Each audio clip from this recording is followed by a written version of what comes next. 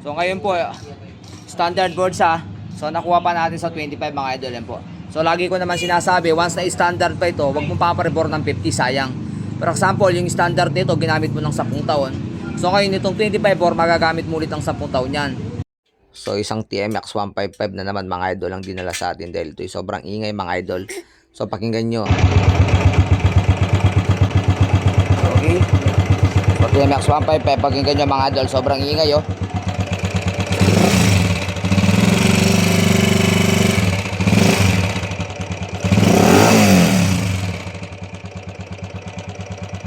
Talagang overall to, daming tamaan nito. Connecting rod. Grabe, bearing sugunyal, class tamper oh. Grabe oh.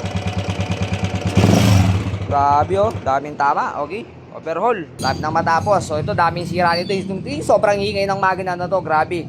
So ano nga pa pinalitan natin dito sa TMX 155 na to na sobrang ingay. Talagang naririnig nyo kanina, talagang parang sasabog na yung makina. Parang tipong maghihiwa-hiwalay na. So ayan po, bago na yung connecting rod, dalawang bearing sugunyal. So papalitan din natin ito ng timing gear. So yung mga nakita natin maingay. Palit class damper para po tanggal ang kaldag. Palit na rin valve seal, sabay asinta yung barbula. Okay? So palitan ng mga oil seal. So papalitan na rin daw ng clutch lining, sabi ni Idol. So kasi matagal na yung clutch lining niya. So para maging responsive, palit ng clutch lining. Okay?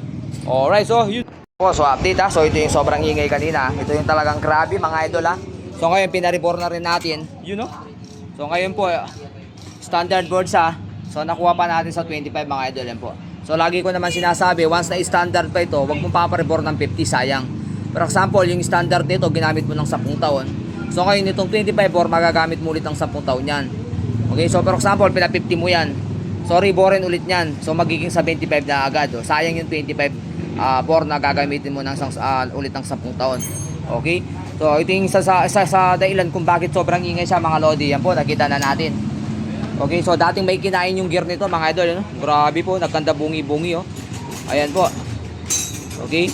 So ang problema, di ko na nakita kung anong kinain nito. So siguro kasi kanina yung kasama ko, kasama nang nalinis yun. Tumilapon na mga idol.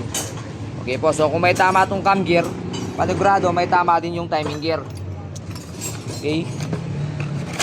Nice. Okay, yan po. So may tama na rin yung timing gear, ayun no.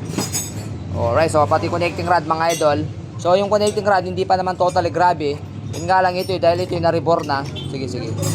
Dahil ito yung na-rebore na. So matutuluyan na po ito lalo na yung may ukana siyang konti. Ayun o, nag-uumpisa na mga idol. Kung mapapansin nyo, ayan o. Ayun, sorry po. So nakita ko na rin, kasi kanina di ko tinignan. So meron na rin pong tama yun o. Idol o. Ayun o. O, malita yun ay. Sa mo sa cellphone, mas maliwanag sa cellphone kaysa personal eh o. Kaysa dun o. Okay, so ayan po. So walang mintis to mamaya itong TMX 155 na to na sobrang ingay. Kala mo sasabog na eh, maganda ng tunog mamaya. Alright, update. Okay mga idol, ayan po. O so nabuo na mga idol. Ito yung sobrang ingay kanina. Ngayon, check muna natin mga idol. Pop na lang yung sige, start. Start idol. Alright, so napakabilis mag-pop ng langis. So at the same time, ganda na ng tunog. Ganda-ganda ng tunog. Alright, so okay, so lagay valve cover po. Palapatin. So yung kiskisan, yung crusher, yung parang may gilingan na bato, may construction worker sa loob ng makina, matahimik na. Okay, so start na natin mga idol. Sige, start. Uy, wow, ganda ng tunog.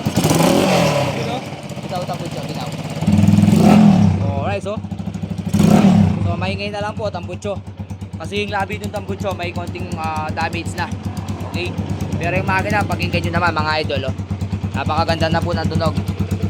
Takpan natin tambutso.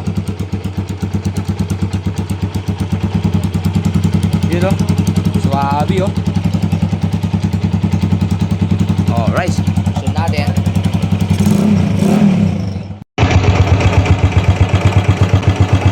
Okay.